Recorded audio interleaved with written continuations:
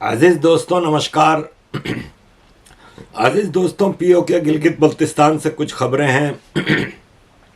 उससे पहले दो चीज़ें आपके सामने रखूंगा कि पाकिस्तान के कुछ लोग जो कि ईरान जाते रहते हैं, उसमें टेररिस्ट जैसे पाकिस्तान भारत में इन्फिल्ट्रेट करवाता है, ऐसे वहाँ पे भी करवाता है। तो बॉर्डर के इलाके में एक गाड़ी जा रही थी पाकिस्तानियों की, तो उस पे ईरान के बॉर्डर सिक्योरिटी फोर्सेस ने फायरिंग कर दी। मशकिल बाचा राय बलूचिस्तान से ये गाड़ी बॉर्डर टाउन से जा रही थी ईरान की तरफ, तो उस पे बॉर्डर सिक्योरिटी फोर्सेस, ईरान की बॉर्डर सिक्योरिटी फोर्सेस ने फायरिंग करके 4 मार दिए और 2 जख्मी हो गए।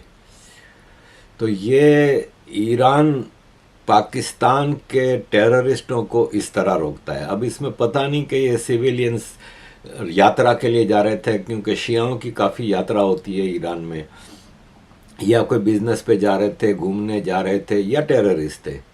लेकिन ईरान इस पे सख्ती से अमल कर रहा है, और एक तरफ दोस्ती भाईचारा चल रहा है पाकिस्तान के साथ, तो दूसरी तरफ ये चीज़ है अभी तक पाकिस्तान ने इसका कोई जवाब नहीं दिया। अजीज दोस्तों, मेन खबर है अमेरिका की क्रिएशन होती है ना, जैसे ग्रेटा थुनबर्ग को क्रिएट किया हुआ है, ऐसे मुख्तलिफ पपेट्स क्रिएट करते हैं। आपको याद होगा कि बर्मा में एक आन सांग की होती थी, वो मिलिट्री ने उसको कैद किया हुआ था 90s से, और उसको हीरो बना के पेश किया गया था। और जब बर्मा में, म्यांमार में डेमोक्रेसी आई, वो प्राइम मिनिस्टर बनी, तो उसने कोई ख़ास चीज़ें नहीं की जो कि एक्सपेक्टेड था, और बाद में करप्शन में पकड़ी गई, और फिर वहाँ पे मिलिट्री रूल आ गया। तो अमेरिका ऐसे लोगों को क्रिएट करता है। ऐसे ही पाकिस्तान से अमेरिका ने मलाला यूसुफजई को क्रिएट किया, एक इंटरनेशनल हीरो बना के पेश किया। हज़ारों पठान लड़कियां पाकिस्तान और अफ़गानिस्तान में जुल्म और बर्बरियत का शिकार होती हैं, उस पर कभी कोई आवाज़ नहीं उठाता।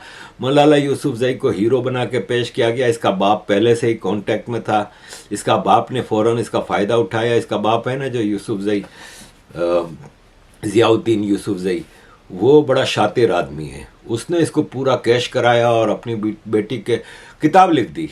एक टीनेजर यंग लड़की के नाम से किताब लिख दी कि मलाला यूसुफजई की किताब, वो बेस्ट सेलर किताब हो गई। इसको अमेरिका ने, इंटरनेशनल इकोसिस्टम ने ऐसा उठा के पेश किया कि हीरो बन के दुनिया के सामने पेश किया। और मलाला यूसुफजई का बेसिक जो फील्ड उसका बताया गया था, वो girls education, specially Pashtun girls education in Afghanistan and Balochistan. और नतीजा ये है कि आज तक उसने किसी पख्तून लड़कियों की एजुकेशन के हवाले से कोई ऐसा स्टेप नहीं उठाया जितना मिलियंस ऑफ डॉलर ये कमा रही है और वो कर रही है। अब ये धंधे पे आ गई है पूरे। अब हॉलीवुड में लगी रहती है, ऑस्कर में जाएगी, इधर उधर जाएगी। और अब उसको एक रोल मिला है अमेरिकन टीवी शो के ऊपर, वी आर लेडी पार्ट्स। उसमें कॉमेडी स्टार के तौर पे वो पेश हो रही है, और ये मतलब कैश कराने का धंधा सारा है और कुछ नहीं है।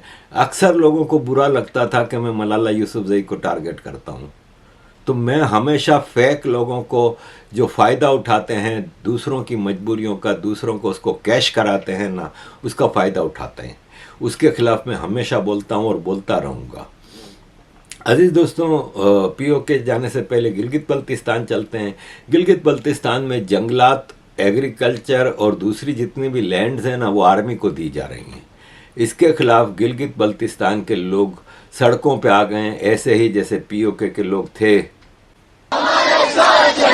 भारत बचाने निकले हैं, हमारे साथ चलो, भारत बचाने निकले हैं, हमारे साथ चलो, जमीन बचाने निकले हैं, हमारे साथ चलो, हमारे साथ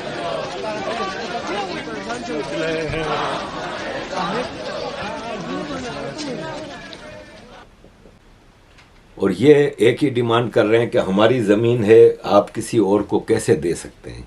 पंजाबी आर्मी को आप उधर ये ज़मीन क्यों दे रहे हैं? ये इनकी डिमांड्स हैं। और अब इस पे भी, क्योंकि गिलगित बल्तिस्तान में टूरिज़्म इंडस्ट्री और जो दूसरी ज़मीनें हैं हाई वैल्यू की, उसको पेश किया जा रहा है। याद रहे कि पाकिस्तान दुनिया को ये शो कर रहा है कि ये पाकिस्तान के नॉर्दर्न एरियाज़ हैं। ये नॉर्दर्न एरियाज़ नहीं हैं, ये state of Jammu and Kashmir जो थी 1947 में उसका हिस्सा थी, ऐसे ही जैसे लद्दाख, इसी तरह गिलगित बल्तिस्तान ये पार्ट ऑफ लद्दाख है। आज अगर इंटरनेशनल जो रूल्स एंड रेगुलेशंस हैं उसको फॉलो किया जाए तो ये इंडियन यूनियन टेरिटरी लद्दाख का पार्ट एंड पार्सल है। लेकिन पाकिस्तान आर्मी ने पहले चाइना के हवाले सीपेक के नाम पे बहुत कुछ किया, अब अपनी आर्मी को वहाँ पे ज़मीनें दे रही है।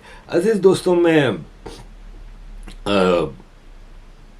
90s में जब यूनाइटेड नेशन जाना शुरू किया ना, तो मैंने अपने एक पंडित दोस्त आते थे, प्रोफेसर काशीनाथ पंडिता, उनसे मेरी बड़ी लंबी चढ़ी गुफ्तगू होती थी और मैंने काफ़ी सीखा उनसे मैंने पूछा, मैंने कहा कि ये LOC है, इससे कैसे पता चले कि किस इस तरफ कौन सा यूनियन टेरिटरी, उस वक्त स्टेट थी तो state of Jammu and Kashmir, और कौन सा POK है। तो उन्होंने कहा आप LOC पे खड़े हो के जब state of Jammu and Kashmir India का जो है उसमें देखेंगे तो आपको जंगलात ही जंगलात नज़र आएंगे, दरख्त ही दरख्त नज़र आएंगे। और जब आप पाकिस्तानी साइड पे देखेंगे तो आपको मैदान नज़र आएगा, सारे जंगलात काट के लकड़ियाँ बेच चुकी है पंजाबी आर्मी। ये अभी एक साहब ने फ़ोटो लगाई है कि आप अगर गलती से आपको ये हो कि आपको पता नहीं कि आप गलती से LOC क्रॉस कर गए, तो आपको मालूम करना हो कि आप POK में हैं कि union territory of Jammu and Kashmir में, तो आप सिंपल से ये देखें कि अगर आप जंगलात में हैं, हरे भरे दरख्तों के नीचे हैं, तो आप यूनियन टेरिटरी में हैं। और अगर आप मैदान में हैं तो समझ जाएं कि ये जंगलात सारे साफ़ करके पाकिस्तान की पंजाबी आर्मी ने बेच दिए हैं और ये POK है। अजीज़ दोस्तों, POK में बाकायदा एक गवर्नमेंट है, प्राइम मिनिस्टर होता है, प्रेसिडेंट होता है, सुप्रीम कोर्ट होती है, पूरा एक सिस्टम है ढकोसले का। लेकिन वो अंडर में है एक सिविलियन ब्यूरोक्रेट जो इस्लामाबाद में बैठा है, सेक्रेटरी ऑफ कश्मीर अफेयर्स, उसके एक सिग्नेचर की मार है। और ये सब जो पाकिस्तान POK में गवर्नमेंट बिठाता है, प्राइम मिनिस्टर लेकर सारे मिनिस्टर्स, ये पाकिस्तान की आर्मी के पपिट होते हैं। अभी POK के minister of education Zafar Iqbal ने कहा है कि पूरे ये जो आंदोलन हुआ है ना POK में, ये जितने लोग आंदोलन कर रहे थे ना, ये सब रॉ एजेंट हैं, मोदी करवा रहा है। अब इनसे मैं ये पूछता हूँ कि अगर ये रॉ एजेंट हैं और मोदी करवा रहा है, तो ये तो पूरा कश्मीर ही खड़ा था ना भाई।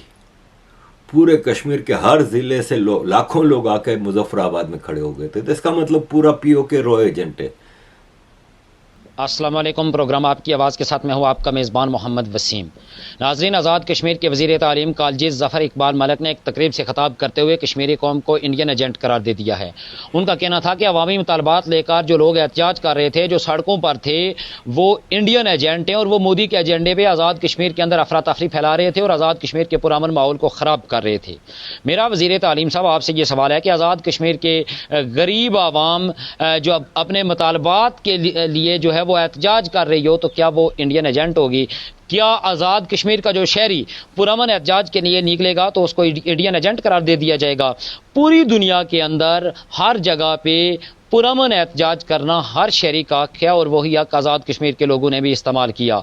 लेकिन जब वो अपने मुतालबात लेकर सड़कों पर आए तो आपने फ़ौरन गद्दारी का सर्टिफिकेट देते हुए उनको इंडियन एजेंट किस तरह करार दे दिया? ये मुहिब्बे वतन कश्मीरी हैं, इन लोगों ने इस वतन अजीज़ के लिए अपनी जानें कुर्बान की हैं और आपने उनको फौरी तौर पर इंडियन एजेंट करार दिया। आपके अल्फाज से पूरी कश्मीरी कौम के दिल दुखे हैं। आपके अल्फाज से पूरी कश्मीरी कौम के अंदर मायूसी छाई है। आप मुझे इस बात का जवाब दें कि मीरपुर के अंदर जो वाक़या हुआ, पुलिस के एक अफसर शहीद हुए, ये हमारी पुलिस है, हमारी रियासत है, हमारी आवाम है, आवाम और पुलिस को आमने सामने किसने किया? आप जो इस बात का जवाब दें कि रियाज शरीफ के अंदर जो पुलिस के जवान ज़ख्मी हुए हैं, वहाँ पे इंतज़ामिया और पुलिस को आमने सामने करने वाले कौन थे? आप मुझे ये बताएं कि पिछले 10 महीने से जब ये लोग एहतजाज कर रहे हैं तो इनकी क्यों नहीं सुनी गई? और जब इन लोगों ने एहतजाज किया, इनके रास्ते बंद करवाए गए, इन पर तशद्दुद करवाया गया, पुलिस और आवाम को लड़वाया गया, जिसमें पुलिस के जवान ज़ख्मी हुए, पुलिस के एक अफसर जो हैं वो शहीद हो गए, मुजफ्फराबाद के अंदर लोग शहीद हुए, अपनी जानों का नजराना दिया। हमें अफसोस है, रियासत के हर शहरी को इस कीमती जानों के ज़िया पर अफसोस है, दुख का इज़हार है, लेकिन आवाम और पुलिस को आमने सामने जो है वो करने वाले, लड़ाने वाले भी तो आप लोग थे।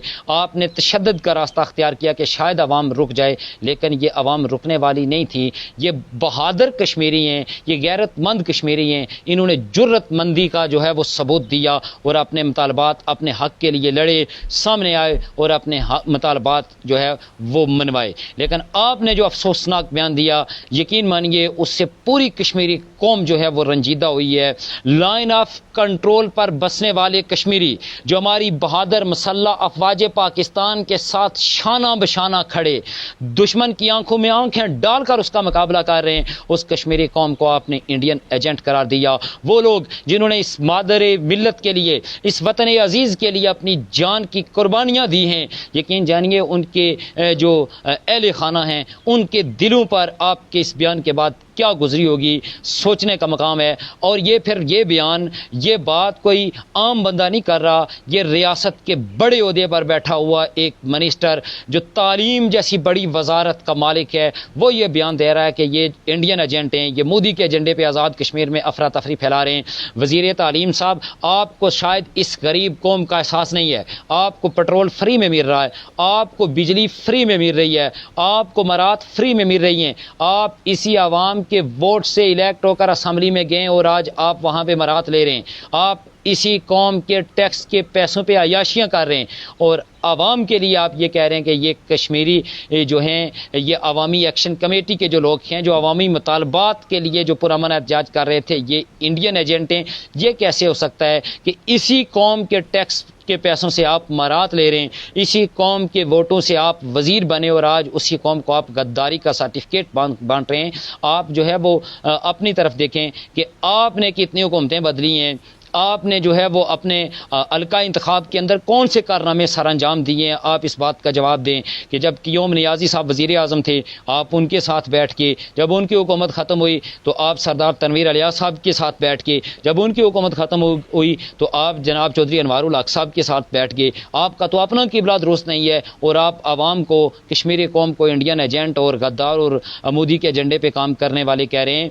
ये गरीब लोग हैं, ये मेहनत कश लोग हैं, ये पहाड़ी लोग हैं और इन्होंने जो है वो जालमाना टैक्सेस जो थे बिजली के खिलाफ, उससे तंग आकर ये हुकूमत के खिलाफ निकले। चूँकि ये लोग महंगी बिजली नहीं खरीद सकते थे, ये लोग महंगा आटा नहीं खरीद सकते थे, इनके बच्चे भूख से मर रहे थे, इनको बिजली में यसर नहीं थी, इनके पास इतने पैसे नहीं थे कि बिजली के इतने बड़े बड़े बिल्स जो थे वो अदा करते। और बिल आखिर इन लोगों ने यकजां होकर, यकज़बां होकर और पूरी कश्मीरी कौम जो है वो जब सड़कों पर आई अपने मुतालबात लेकर और अपने मुतालबात इन्होंने मनवाए और आप इनको इंडियन एजेंट करार दे रहे हैं। रियासत के एक ज़िम्मेदार वज़ीर की हैसियत से शायद आपके ये अल्फाज पूरी रियासती कौम के लिए लम्हाए फ़िक्रिया हैं और पूरी रियासत जम्मू कश्मीर की आवाम के लिए जो है वो तकलीफ़ दे हैं। याद रखें ये मुहिब वतन कश्मीरी हैं, ये मुहिब वतन पाकिस्तानी हैं, ये कश्मीरी जो हैं ये अपने इस वतन अजीज़ कश्मीर से,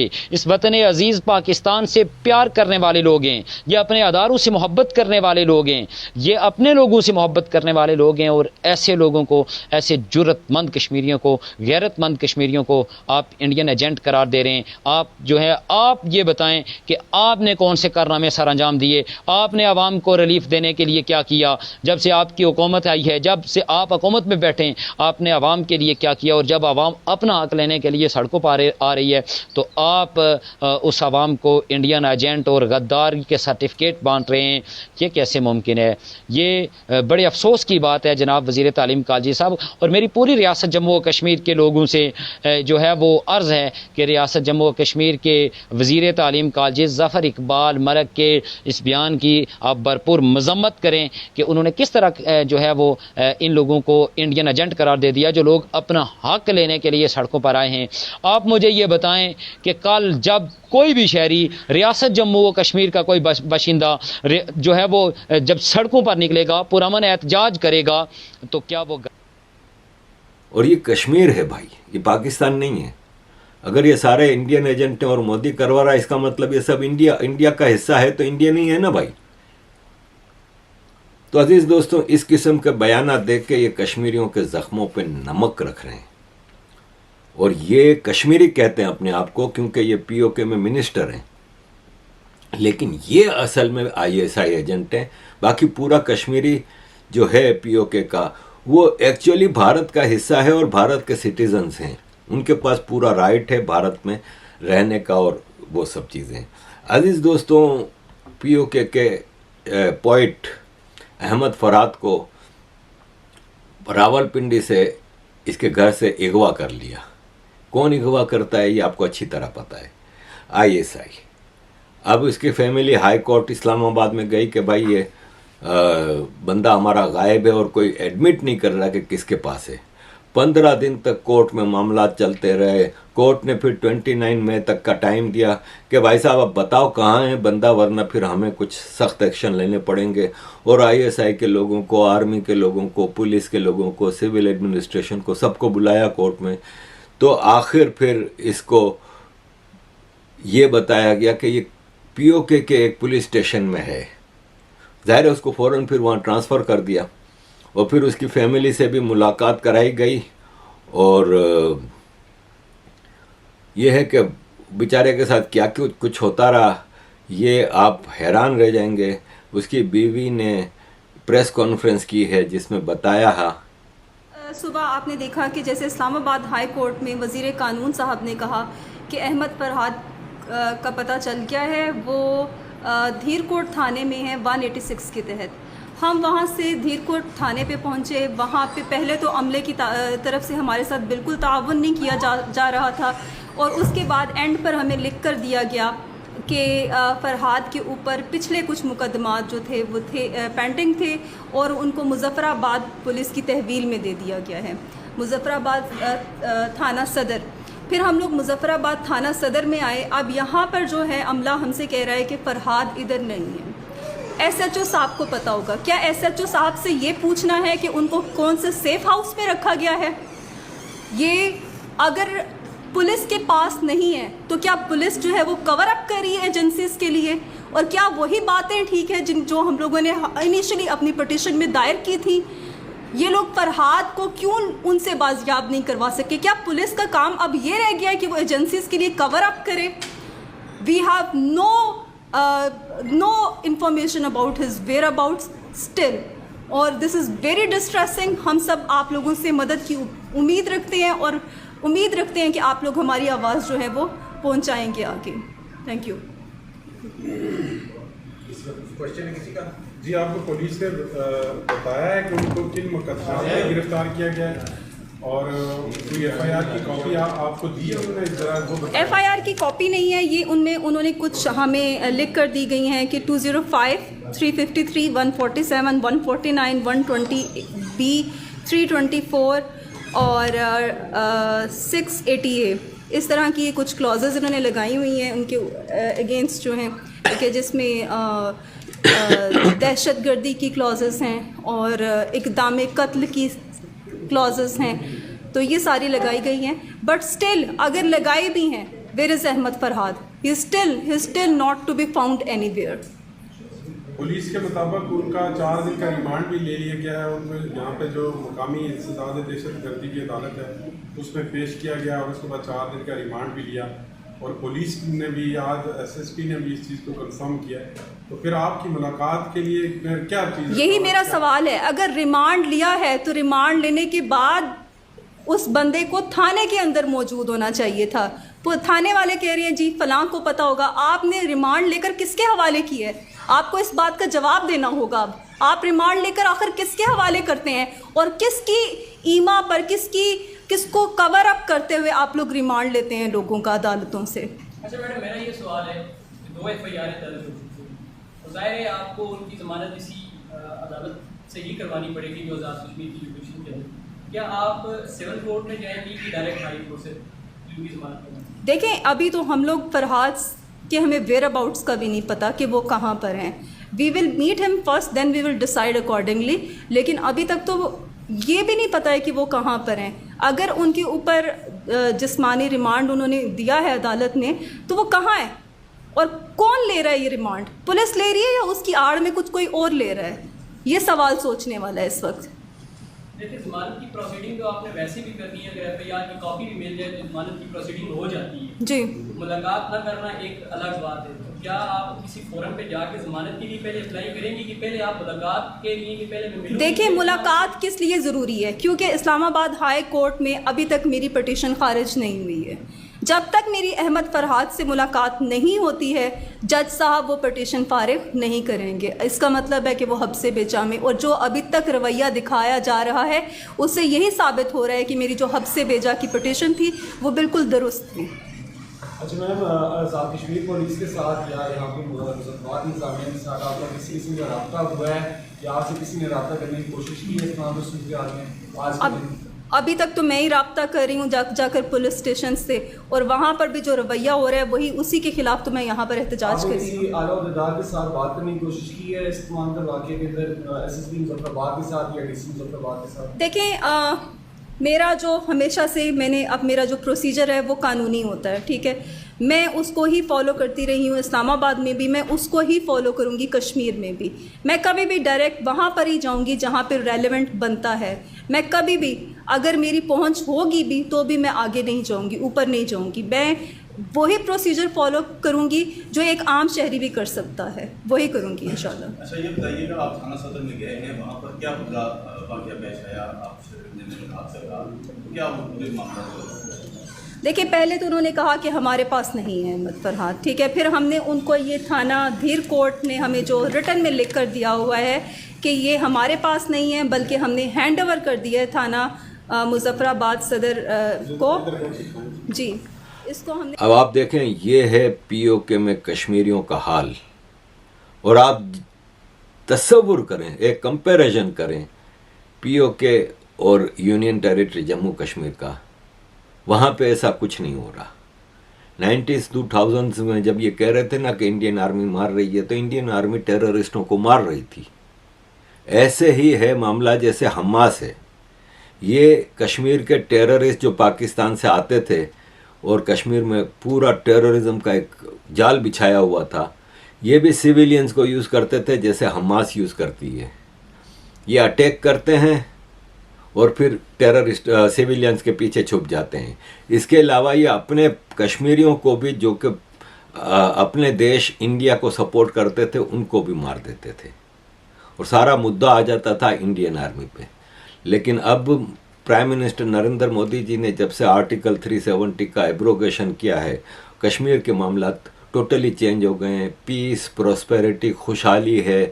कश्मीरी बहुत ज़बरदस्त तरीके से अपनी लाइफ एंजॉय कर रहे हैं। प्रॉस्पेरिटी है, एजुकेशन है, सिविक सर्विस फैसिलिटीज़ हैं, इंफ्रास्ट्रक्चर डेवलपमेंट है, टूरिज़्म डेवलपमेंट है।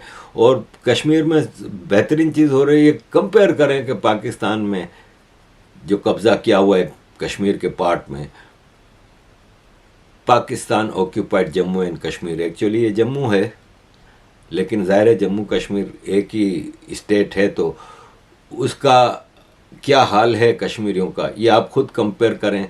और पाकिस्तान से अब दुनिया सवाल उठाए कि भाई साहब, जिसका है उसका दे दो। अगर ये सारे इंडियन एजेंट हैं तो सबको इंडिया के हवाले कर दो। थैंक यू वेरी मच अजीज दोस्तों for all your support. Kindly keep supporting.